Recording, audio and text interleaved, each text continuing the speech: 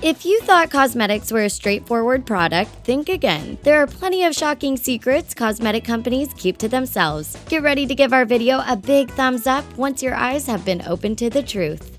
Ingredients are not automatically safety tested. You probably think the federal government tests your cosmetics and personal care products before they reach shop shelves, but unfortunately, you're wrong. The industry is largely unregulated. The Food and Drug Administration, FDA, is the regulator for cosmetics, but the federal law is pretty much the same as it was in 1938. This means the FDA doesn't screen for all harmful chemicals or even require ingredients to be safety tested. It's left to the manufacturer. The European Union bans way more chemicals than the US. Not all countries have the same attitude towards cosmetics. In the US, the FDA has only banned a handful of ingredients used in cosmetics. We're talking less than a dozen. But in the European Union, more than 1,100 ingredients have been banned. Japan and Canada also prohibit the use of many more chemicals than the US. The FDA explains that under US law, it doesn't have the authority to require cosmetic manufacturers to submit safety data. There's a place to check the safety of cosmetics. As a consumer, it's hard to know what's safe and what isn't. If you don't have a degree in chemistry, you probably won't understand the list of ingredients. That's why the Environmental Working Group, EWG, launched Skin Deep in 2004. It's an online safety guide where you can check cosmetics and personal care products. It combines ingredient lists with toxicity and regulatory databases to provide safety ratings for tens of thousands of products.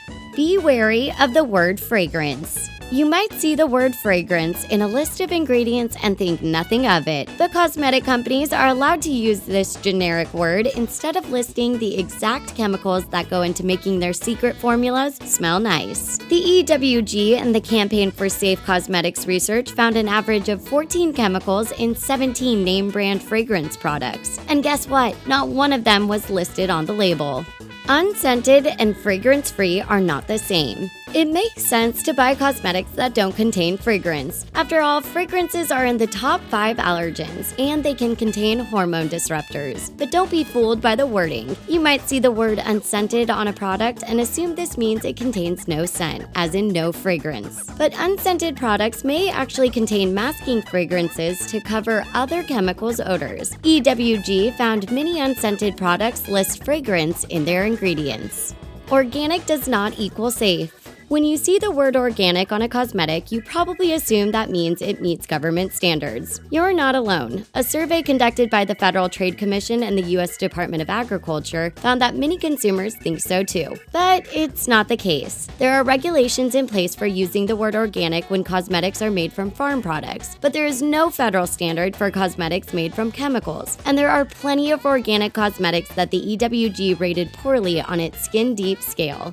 The SPF number does not tell you everything. SPF is one of the biggest considerations when buying sunscreen, but there are additional factors cosmetic companies don't necessarily shout about, like the fact that SPF measures protection from sunburn caused by UVB rays, not UVA radiation too. And sunscreens with higher SPF values typically contain higher concentrations of potentially harmful chemicals. They might even have SPF boosters, which mask the signs of UV damage rather than protect you from it.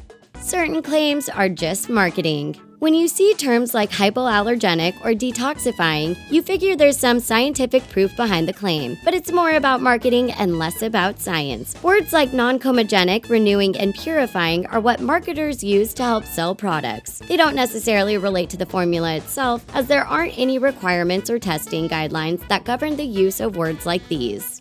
Packaging plays a big part. The power of shelf appeal makes all the difference when it comes to cosmetics. A product in a beautiful glass jar is going to look more appealing than one in a plastic bottle, and that's pretty much why it costs so much more. Not because the formula is any better. Sometimes the main difference between expensive and cheap products can simply be packaging, not what's inside.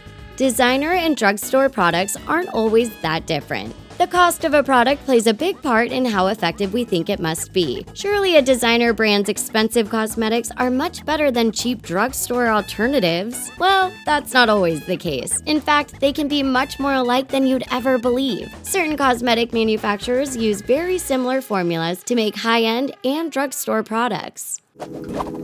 Which of these things shocked you the most? Let us know in comments below, and don't forget to subscribe to The Taco.